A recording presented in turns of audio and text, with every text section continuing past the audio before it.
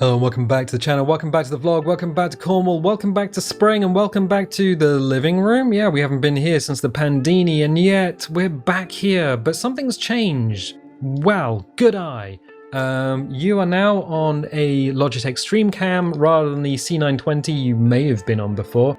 So before I put this on top of the monitor, but it wasn't a very flattering look, so I'm just trying it a little lower down. And the nice thing about the StreamCam is it's good in low light, which is a little bit surprising. We also get a few more frames, and it's just built for streaming. So I'm giving that a little check. And you might say to yourself, oh, hold on, old chum. That leads me on to two old questions. Okay, all right. Okay, the first one I'm going to guess is, where is my car?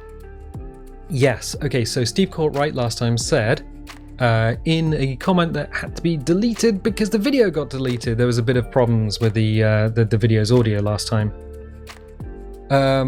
Why can't I just get the windshield replaced at home or at work by a technician who will come out and just replace the windshield?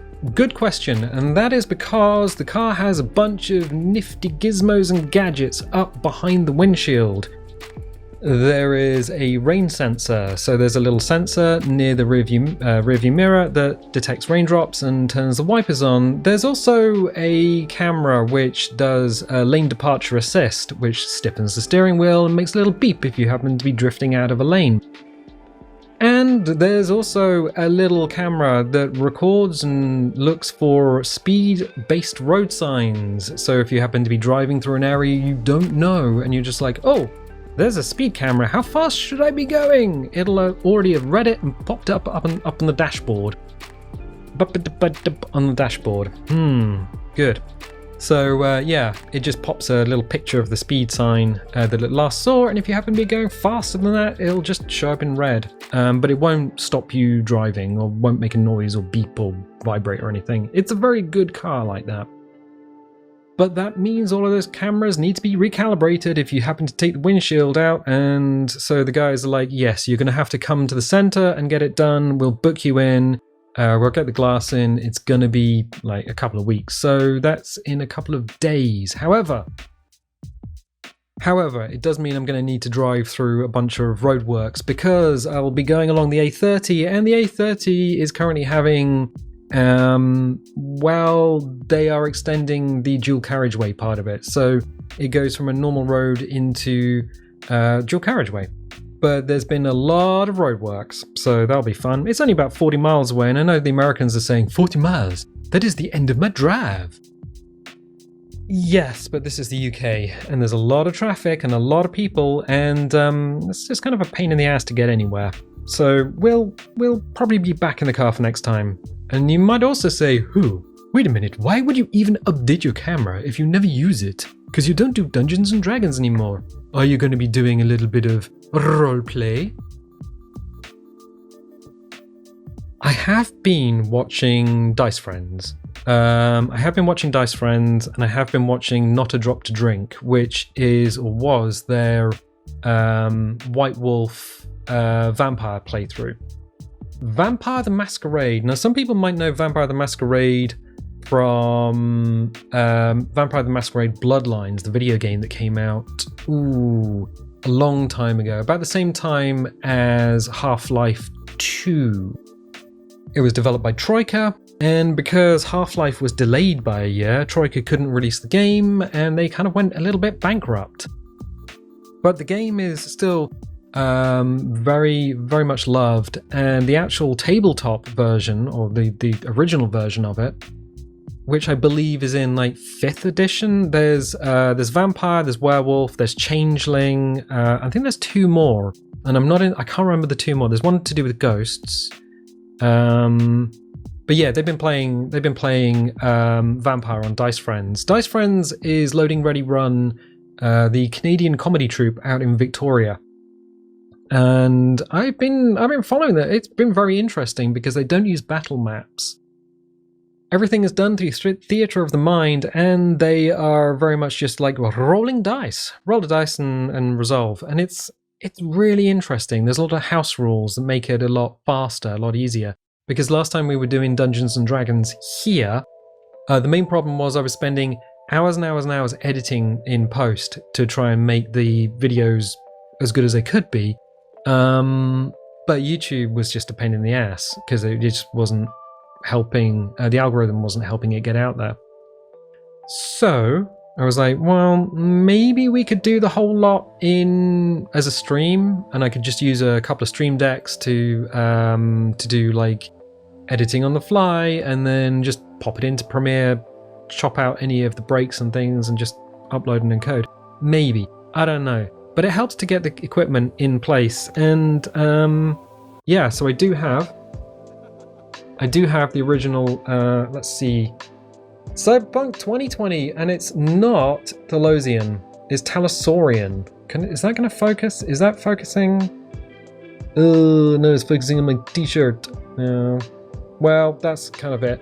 So that is the original. Is there a battle map in here? No, but it has a lot of very 80s art going on the inside. Oh, can we see that? A lot of line art. Very interesting.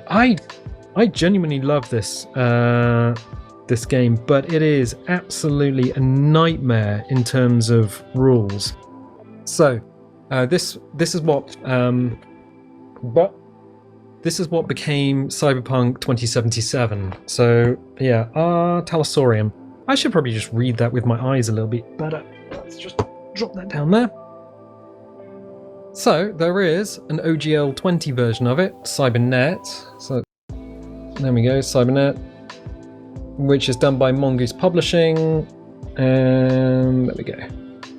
So Mongoose Publishing, OGL Cybernet. So Cybernet is slightly different. This is based on the D20 modern rules. So there are D20 rules, which are just general D20 rules, but there's also D20 modern rules. And this rulebook does just plug straight into the D20 modern system if you want that. So you can have tanks and all manner of stuff, or you can just mess around with the players. But as you can probably see, we used to play a lot.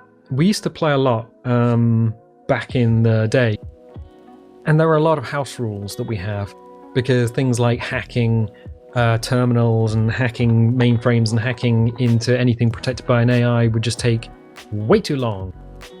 So much like Dice Friends, much like their vampire game, I found a lot of parallels when I was watching. I was just like, yeah, they're playing like we used to play, and it was mostly just make it fun for the players rather than go through 50 different rule books that like Dungeons and Dragons has.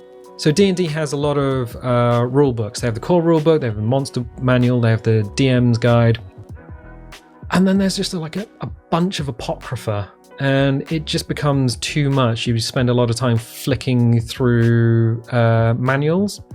And I'm just like, can we just get back to the whole somebody tells a story and you just have everyone around and just good time.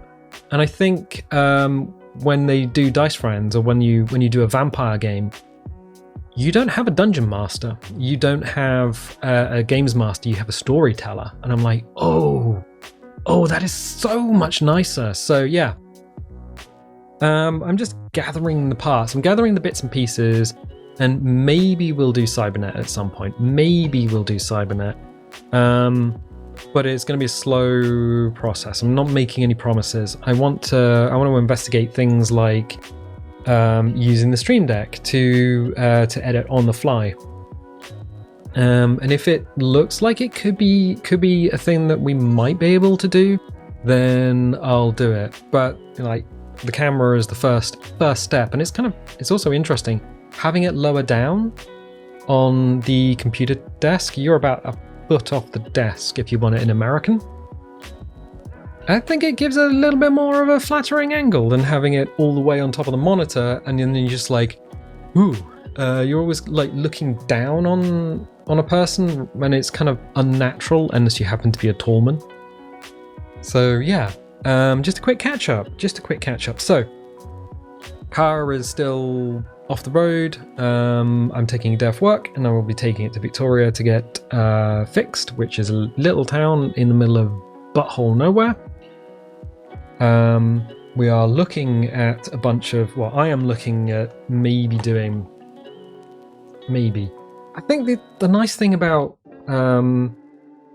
like roleplay games is that if we're going to do it for the channel, you would get a stream and then you would get the VODs on YouTube. You would always get a VOD on YouTube. The downside is having the VOD on YouTube is the good bit. Sitting in front of a live stream? That's the bit. Oh, that's the anxiety. That's where all the anxiety lies. So yeah, there's going to be a bit of messing around and playing around just to get things sorted. Maybe. I've also noticed on the stream cam there's a little like peely, little plastic peely. I can just see it. I might just leave that there, like your grandma's fridge when you go around and visit your grandparents or your parents or someone slightly older, and they've left the like the store sticker on their freezer, which tells it the energy rating and like the fridge features, and that's been on there for like 20 years. I might just leave the peely on there, the little plastic peely that protects the plastic on the camera. The one on the front's gone, obviously, because otherwise it would just look a bit blurry, but yeah, whatever. So good, testing the camera. Hopefully this all comes out. If it doesn't, you don't get a vlog. If it does, you do. Wonderful. So yeah, thank you once again, anyone who has donated. That makes stuff like this possible. That's on the coffee link, which is found in the like bottom of most videos and the top of the YouTube page. If you have donated, thank you very much. Obviously, if you've got a recurring donation going on, which you can set up, keep an eye on it. Obviously, keep an eye on it. You first. So support yourselves, and if you have anything you can donate or willing to donate or want to donate, I mean, it's always appreciated. But yeah, if you're struggling to afford rent or a tin of beans, then definitely you first. And for everyone who doesn't want to do that, just watching helps. You know, watching and dropping a like on a video. Likes and comments help video rankings or the algorithm. That's kind of how that works, I believe. I don't know if anyone really knows how the algorithm works. I should think more before letting my mouth run away with me. Anyway, probably a good time to stop. So, thank you once again. If you want to subscribe, dingle the bingle if you want notifications. If you don't want notifications, don't click the bell, and I'll tell you what, I'll catch you next time.